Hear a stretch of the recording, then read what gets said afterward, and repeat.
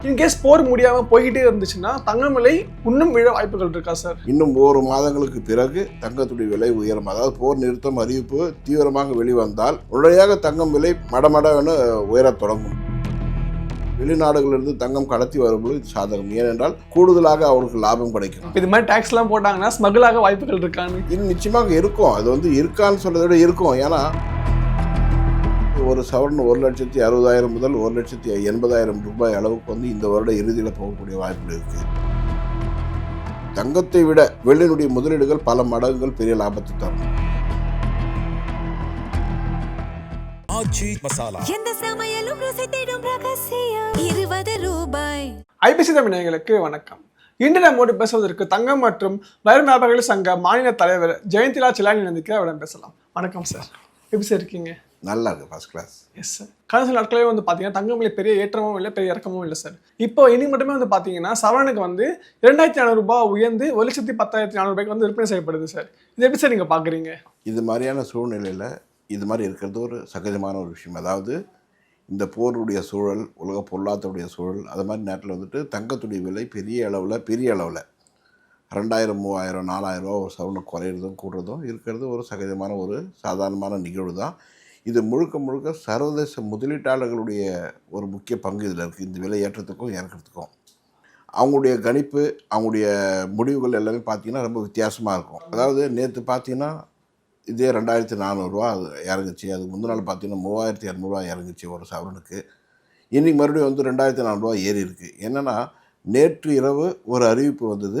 Iran மீது போர் தொடுப்பது தற்காலிகமாக நிறுத்தப் போகிறோம் அப்படிங்கிறது அறிவிப்பு நேற்று, அதாவது ஒரு 10 மணிக்கு மேலே, இந்திய நேரத்தில் 10 மணிக்கு மேலே அமெரிக்க அதிபருடைய அறிவிப்பு வந்த உடனடியாக தங்கத்துடைய விலை உயர்ந்தது. காரணம் என்னென்னா, அப்படிப்பட்ட சூழ்நிலை ஏற்பட்டால் கச்சா எண்ணெய் விலை குறையும். கச்சா எண்ணெய் விலை குறைந்தால் அதில் உள்ள முதலீட்டாளர்கள் தங்களுடைய முதலீடுகளை மீண்டும் லாபகரமாக அதிலிருந்து எடுத்து தங்கத்தின் மீது முதலீடு செய்ய தொடங்குவார்கள். அப்படி தொடங்கும் போது தங்கத்துடைய விலை ஏறும் அப்படிங்கிறதுக்காக முன்கூட்டியே நிறைய முதலீட்டாளர்கள் நேற்றே ஆரம்பிச்சிட்ருப்பாங்க. அதாவது தங்கத்தின் மீது முதலீடு செய்வதற்கு. அதனால தான் இந்த விலை ஏற்றம் அப்படிங்கிறது சொல்லலாம். நேற்று ஒரே நாளில் பார்த்தீங்கன்னா இந்த அறிவிப்பு வந்த உடனே ஒரு அவுன்ஸுக்கு $200 அளவுக்கு தங்கம் விலை ஏறி இருக்குது. ஒரு அவுன்ஸுங்கிறது 31.1 கிராம் தான் ஒரு அவுன்ஸுங்கிறது. சர்வதேச சந்தையில் அதனுடைய விலை பார்த்திங்கன்னா நேற்று $4,010, $15 இருந்தது. இந்த அறிவிப்பு வந்த உடனே $4,210, $220 ஆகிடுச்சு. அதாவது ஒரே நேரத்தில் ஒரு மாற்றம் $200 அளவுக்கு ஒரு அவுன்ஸுக்கு விலை ஏறிச்சு. அதோடைய தாக்கம் தான் இன்றைக்கி தங்க விலை உயர்ந்துள்ளது. இன்னும் பார்த்திங்கன்னா நிறைய உயர்ந்துருக்கணும். கொஞ்சம் உயர்றது கொஞ்சம் குறைஞ்சிருக்குன்ற காரணம் என்னென்னா, அமெரிக்க டாலருக்கு எதிரான இந்திய ரூபாயுடைய மதிப்பு கொஞ்சம் வலுவடைந்தது அப்படின்னு சொல்லலாம். அதற்காக தான் இந்த விலை ஏற்றம் 2,400 நின்றுது. நேற்று மாதிரி ஒரு 95 ரூபாய் 85 காசு அளவுக்கு இந்திய ரூபாயோட மாற்று மதிப்பு இருந்ததுன்னா இன்றைக்கி 3,300, 3,400 ரூபா ஒரு சவரனுக்கு ஏறி இருக்கும். ஒரு 1,000 ரூபா இன்னும் ஏறுறது தடுத்து நிறுத்தினது எதுன்னா இந்திய ரூபாயுடைய மாற்று மதிப்பு தான் குறைச்சிருக்கு. சரி, அதே மாதிரி பார்த்தீங்கன்னா சொல்லியிருந்தீங்க, அதாவது போர் நிறுத்தம்னு சொன்னாலே பார்த்தீங்கன்னா தங்கம் விலை உயர்ந்தது அப்படி சொல்கிறீங்க. இப்போ பார்த்தீங்கன்னா அமெரிக்க நம்பர் போய்கிட்டே இருக்குது சார். அது நிற்கிற மாதிரி கணிக்கவும் முடியல இல்லையா? ஒரு பக்கம் அவங்க நிறுத்துற மாதிரி சொல்கிறாங்க, சடனாக ஏதாச்சும் அட்டாக் பண்ணிடுறாங்க, அது மாதிரியே போயிட்டே இருக்குது. இன்கேஸ் போர் முடியாமல் போய்கிட்டே இருந்துச்சுன்னா தங்கம் விலை இன்னும் விழ வாய்ப்புகள் இருக்கா சார்? அதாவது நீங்கள் இப்படி எடுத்துக்கலாம். உலக பொருளாதாரத்துடைய கணிப்பின்படி, இல்லை சர்வதேச வல்லுநருடைய கணிப்பின்படி இந்த மாதம் இறுதிக்குள்ளோ அல்லது அடுத்த மாதம் ஜூலை மாதம் முதல் வாரத்தில் போர் முடிவுக்கு வரும்னு சொல்கிறாங்க. காரணம் என்னென்னா, நவம்பரில் ஒரு தேர்தல் ஒன்று அமெரிக்காவில் இருக்குது. அது முன்கூட்டியே இவங்க நிறுத்தினா தான் அமெரிக்கா இப்போ ஆளும் கட்சியாக இருக்கக்கூடிய கட்சிகள் பெரிய அளவில் வெற்றி பெற முடியும். இல்லைனா அவங்க வெற்றி என்பது ஒரு கேள்விக்குறியாக விடும்ன்றதுக்காக அவங்க முன்கூட்டியே இந்த போர் முடிவு கொண்டு போர் இல்லாத ஒரு சூழ்நிலையை உருவாக்கணுங்கிறது அவங்களுடைய எண்ணம். அதனால் போரை இனிமேல் அவங்க நீட்டிக்க மாட்டாங்க. குறைஞ்சபட்சம் இன்னும் ஒரு 20 நாள் 25 நாளில் அது முடிச்சிருவாங்க. அது எல்லாருக்கும் தெரியும். அதனால தான் தங்கத்துடைய விலை இப்போ குறைந்தாலும் இந்த 25 நாட்களுக்கு பிறகு மீண்டும் பெரிய அளவில் உயரத் தொடங்கும்னு சொல்லலாம். சார், நீங்கள் சொல்லியிருந்தீங்க இந்த 20-25 டேஸ்க்குள்ளே போர் முடியும் அப்படின்னு. இப்போ 20-25 டேஸ் டைம் இருக்குல்ல சார், அந்த நாட்கள் ஒரு சில பேர் என்ன சொல்கிறாங்கன்னு பார்த்தீங்கன்னா தங்கம் 12,500 இல்லை 12,000 வர வாய்ப்புகள் இருக்குன்ற மாதிரி சில பொருளாதார நிபுணர்கள்லாம் சொல்கிறாங்க சார். உங்கள் பார்வை எப்படி சார் இதில்? இல்லை, அந்த அளவுக்கு, அதாவது 1 லட்சத்திற்கு உள்ளே போகும்னு சொன்னால் நிச்சயமாக போகாது. நான் சவரத்தையும் சொல்கிறேன், அப்போ தான் மக்களுக்கு எளிதாக புரியும். ஒரு சவரன் 1 லட்சம் ரூபாய்க்கும் குறையும்னா நிச்சயமாக குறையாது. இந்த இடைப்பட்ட விலையில் எது வேணாலும் இருக்கலாம். ஆனால் ஒட்டுமொத்தமாக இன்னும் 1 மாதங்களுக்கு பிறகு தங்கத்துடைய விலை உயரும். அதாவது போர் நிறுத்தம் அறிவிப்பு தீவிரமாக வெளிவந்தால் உடனடியாக தங்கம் விலை மடமடன்னு உயரத் தொடங்கும். நம்ம வந்துட்டு இன்றைக்கி வாங்கணும்னு நினைப்போம், இன்றைக்கி ஒரு வேலை நினச்சிட்டு வாங்கணும்னு நினச்சிட்டு நாளைக்கு போகும்போது இன்னொரு விலையில் அதிகமான வேலை கொடுத்து வாங்குகிற சூழ்நிலை உருவாகும். அப்படிப்பட்ட சூழ்நிலை தான் வரும் இந்த போர் அறிவிப்பு தீவிரமாக வந்தால். உங்கள் கணிப்பு எவ்வளோ சார் போவோம் நினைக்கிறீங்க? மீண்டும் பழைய விலைக்கு வரதுக்கு வாய்ப்பு இருக்குது. அதாவது ஜனவரி வந்து பார்த்தீங்கன்னா 11500 கிட்ட வந்துச்சு. 15,000 ரூபாய் 16,000 ரூபாய்க்கு கடந்து வந்து தங்கம் வந்து 1 கிராம் போகும். அது வந்து மீண்டும் பழைய நிலைமை வரும். இந்த வருட இறுதியில் எங்களுடைய கணிப்பு ரொம்ப அதிகம். அதாவது ஒரு சவரன் 1,60,000 முதல் 1,80,000 ரூபாய் அளவுக்கு வந்து இந்த வருட இறுதியில் போகக்கூடிய வாய்ப்புகள் இருக்குது. இதை நம்ம முன்கூட்டியே சொன்னால் எப்படிங்கிறது இல்லை. இந்த இருக்க சூழ்நிலை முதலீட்டுக்கு வேறு பொருளை உலக சர்வதேச முதலீட்டாளர்களுக்கு வேறு எந்த பொருள் மீதையும் பெரிய அளவில் வந்து ஈடுபாடு இல்லை, பெரிய அளவில் லாபம் தரல. கடந்த காலத்துடைய வரலாறு எடுத்து பார்த்தீங்கன்னா அவங்களுடைய முதலீடுகள்லாம் தங்கத்தின் மீது பெருமளவில் உயர்ந்தது. அது மட்டும் இல்லாமல் அமெரிக்காவில் வந்து வைப்பு நிதிக்கான, அதாவது ஃபிக்ஸட் டெபாசிட்டுக்கு வட்டி விகிதத்தை குறைக்க போகிறாங்க. அப்படி குறைச்சாங்கன்னு சொன்னால் அந்த வைப்பு நிதியில் இருக்கக்கூடிய நிதிகள் எல்லாமே மீண்டும் தங்கமாக மாறும். அது ஒரு காரணம். அது மட்டும் இல்லாமல் ரஷ்யா, சைனா மற்றும் அந்த மாதிரியான ஒரு நாடுகள், அதாவது அமெரிக்காவுக்கு எதிர்பார்க்கிற நாடுகள் எல்லாமே தங்களுடைய இருப்பாக உள்ள அமெரிக்க டாலர்களை அல்லது உபரியாக உள்ள அமெரிக்க டாலர்களை அவர்களும் தங்கமாக மாற்ற தொடங்குவார்கள். ஏற்கனவே கொஞ்சம் தொடங்கினாங்க. இன்னும் தொடங்கணும்னு சொன்னால் டாலருடைய மதிப்பு வந்து சிறிது சிறிது டாலர் இழக்கும், தங்கத்துடைய விலை சர்வதேச அளவில் மீண்டும் கூடும் அப்படிங்கிறது தான் எங்களுடைய கணக்கு. இதெல்லாமே இந்த போர் மாற்றத்திற்கு பிறகு நடக்கக்கூடிய ஒரு விஷயமாக இது நிச்சயமாக இருக்கும். அப்படிப்பட்ட சூழ்நிலை வந்தால் தங்கம் மீண்டும் ஒரு புதிய உச்சம் அப்படிங்கிற மாதிரி ஒரு நிலைமையை நோக்கி அது பயணம் இருக்கும். அது ஒரு 2 மாதங்களுக்கு பிறகு அது தொடங்குச்சுன்னா இப்போ எப்படி கடந்த நீங்கள் ஒரு 6 மாதம் 8 மாதம் இந்த தங்கம் எப்படி விலை திடீர்னு உயர்ந்து பெரிய அளவில் வந்ததோ அதே மாதிரி ஒரு உயர்வு வந்து நம்ம மறுபடியும் பார்க்கலாம். சரி, இப்போ கோல்டு இம்போர்ட் டியூட்டி எடுத்துக்கலாமா சார்? முதல்ல வந்து 15% இருந்துச்சு, அதுக்கப்புறம் 6% ஆக்குனாங்க. சமீபமாக வந்து பார்த்தீங்கன்னா அகைன் 6%லேருந்து 15% வந்து உயர்த்திருக்காங்க சார். இதுங்க எப்படி சார் பார்க்குறீங்க? அதாவது ஏற்கனவே 15% இருந்ததை எங்களை போல் பல சங்கங்கள் வந்து மத்திய அரசை அணுகி வந்து அது குறைக்கணும், இதோடைய பாரம் வந்து மக்கள் மீது தான், அதாவது எந்த நிலைமையிலையும் வியாபாரிகள் மீது இந்த வரி இல்லவே இல்லை.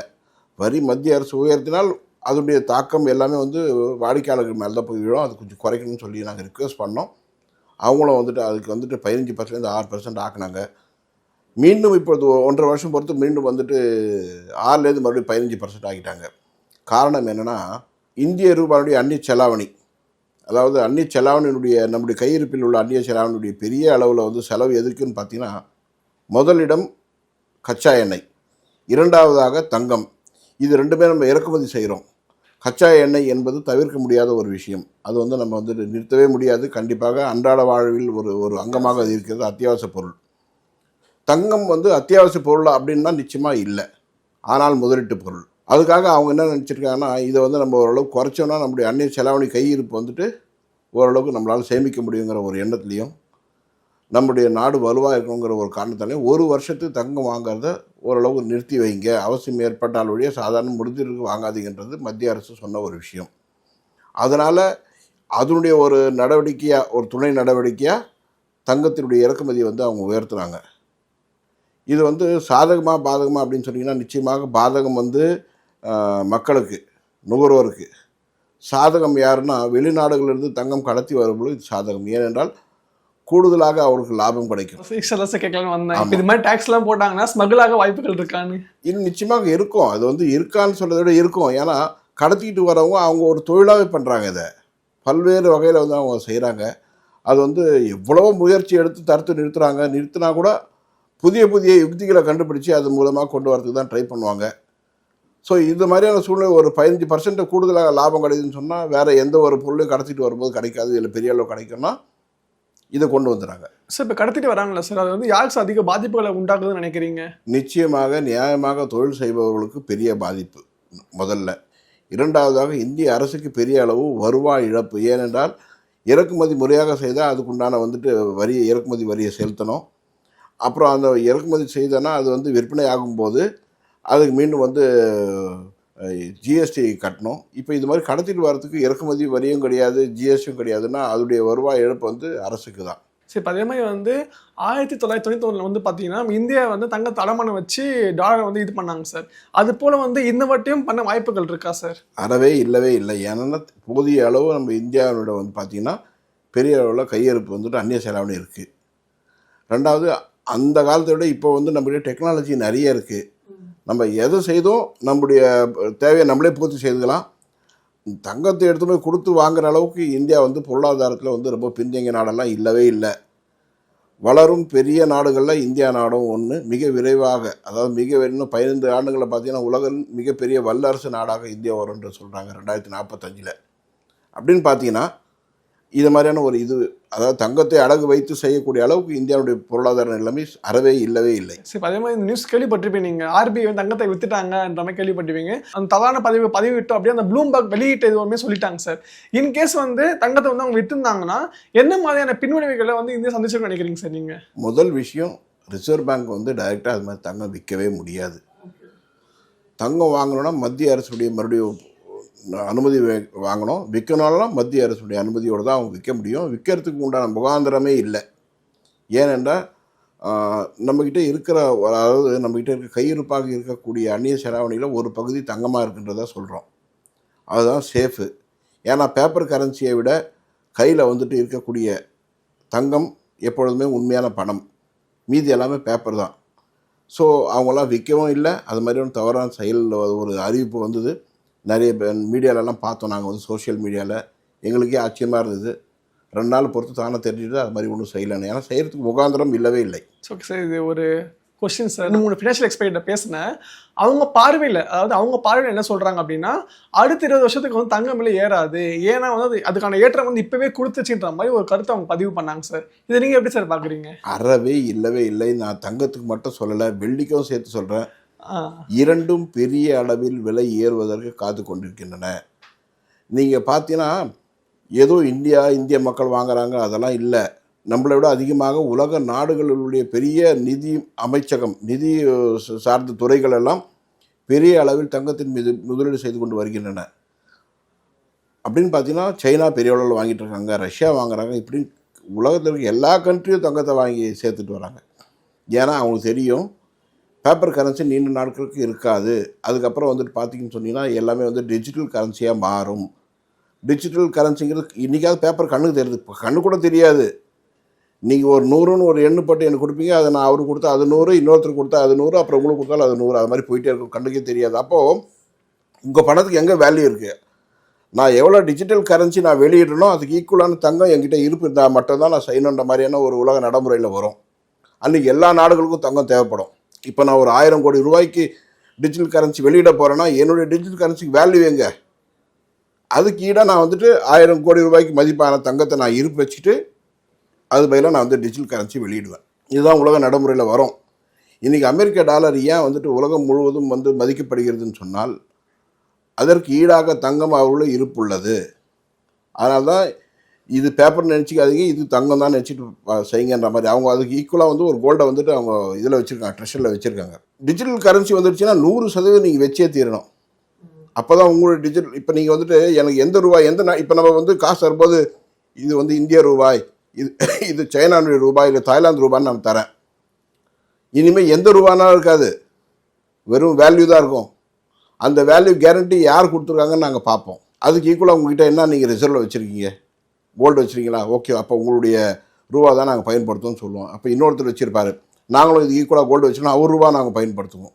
அப்போது இருப்பாக என்ன இருக்கும் போது இந்த பணத்துடைக்கு நிகரான மதிப்பு வந்து தங்கம் இருப்பு இருந்தால் மட்டும்தான் அது நடக்கும். அது அந்த நாள் வந்து ரொம்ப தூரத்தில் இல்லை. அப்படின்னு பார்த்தீங்கன்னா தங்கத்துடைய விலை, தங்கத்துடைய மதிப்பு, நான் சொல்ல விலைன்னு கூட சொல்ல மாட்டேன், அதனுடைய மதிப்பு பல மடங்கள் உயரும்னு சொல்லுவோம். நான் விலைன்னு சொன்னால் ஏதோ விற்பனைக்காக இல்லை வியாபாரத்துக்காக சொல்லதாயிரும், அது இல்லை. அதனுடைய மதிப்பு பல மடங்குகள் உயரும். இது நிதர்சனமான உண்மை. இது மிக விரைவாக நடக்கும். ஏன்னா காலப்போக்கில் பெரிய மாற்றங்கள் வரும். அன்றைக்கி யாருமே ரூபா வச்சுக்க மாட்டாங்க.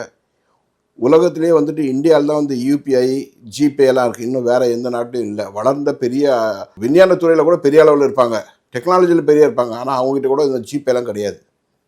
இந்தியா அந்த அளவுக்கு மிக வேகமாக வளர்ந்து கொண்டு வருகிறது. இன்றைக்கி வந்து 100 கோடி மக்கள், 120 கோடி மக்கள் வந்து ஜிபே பயன்படுத்துகிறாங்க. சாதாரண ஒரு டீ கடைக்கு போனால் 10 ரூபா 20 ரூபாய்க்கு ஒரு டீ சாப்பிட்டுட்டு அங்கே கூட ஜிபே பண்ணிட்டு வர அளவுக்கு நம்மளுடைய டெக்னாலஜி வளர்ந்துருக்குன்னா டிஜிட்டல் கரன்சி நம்மளுக்கு பெரிய ஒரு ஆதிக்கத்தை செலுத்தும் வருங்காலங்களில் உலகம் முழுவதும். அப்பொழுது அதற்கு ஈடாக தங்கம் மட்டுமே பாதுகாப்பாக இருக்கும். சரிங்க, பேச சொல்லிட்டு இருந்தீங்க, தங்கம் கூட வந்து வெளியும் வந்து விலை ஏற வாய்ப்புகள் இருக்க சொல்லியிருந்தீங்க. தங்கத்தை விட வெள்ளிக்கு வந்து பார்த்தீங்கன்னா யூசேஜ் அதிகமாக இருக்குது சார். அதாவது சோலாருக்கு பயன்படுத்துகிறாங்க, எலக்ட்ரிக் வெஹிக்கல்லாம் பயன்படுத்துகிறாங்க இல்லையா. இன்னமும் வந்து பார்த்தீங்கன்னா இந்தியாவில் வந்து அதோட ப்ரொடக்ஷன்லாம் போயிட்டு தான் இருக்குது. சமீபமாக 6 மாதத்துல வந்து பார்த்தீங்கன்னா ஒரு 365 ரூபா தொட்டுன்னு நினைக்கிறேன் எஸ்டா. அதுக்கப்புறம் ஃபுல்லாக விழுந்துட்டே இருக்குல்ல சார். இப்போ யூசேஜும் இருக்குது, இதெல்லாம் விழுந்துகிட்டு இருக்கு. இதை எப்படி சார் நீங்கள் பார்க்குறீங்க? இல்லை, அதாவது எப்படின்னா உபரியாக உயர்ந்தது மீண்டும் குறைஞ்சிருக்கு. ஆனால் தொழில்துறைகள் எதிர்காலத்தில் பெரிய அளவு ஒரு முன்னேற்றத்தை நோக்கி தான் போய் கொண்டிருக்கின்றன. பல தொழில்கள் நீங்கள் பார்த்தீங்கன்னா ஃப்யூச்சரில் வந்து பெட்ரோல் இருக்காது. அப்போ உங்களுக்கு எல்லாமே என்ன தேவைப்படும்னா எலக்ட்ரிசிட்டிக்கு தான் தேவைப்படும். எலக்ட்ரிசிட்டி கார் தான் தேவைப்படும். எது நடந்தாலும் எலக்ட்ரிசிட்டி சார்ந்து தான் இருக்கும். அப்போ அந்த எலக்ட்ரிசிட்டி சார்ந்து இருக்குன்னு சொன்னால் அந்த எலக்ட்ரிசிட்டியை வந்துட்டு சேமிக்கிறதுக்கு லித்தியம் பேட்டரி வேணும். அந்த லித்தியம் பேட்டரி எதில் உருவாகுதுன்னா வெள்ளியினுடைய கலவையினால் தான் உருவாக்கப்படுகிறது. அதில் வெள்ளியினுடைய துகள்கள் இருக்குது. அதன் காரணமாக அது மிக விரைவாக அது அந்த எலக்ட்ரிசிட்டி அது சேவ் பண்ணி வச்சுருக்கோம். ரொம்ப நீண்ட நேரத்துக்கு அதோடைய சேவிங்ஸில் உள்ளே இருக்கும்.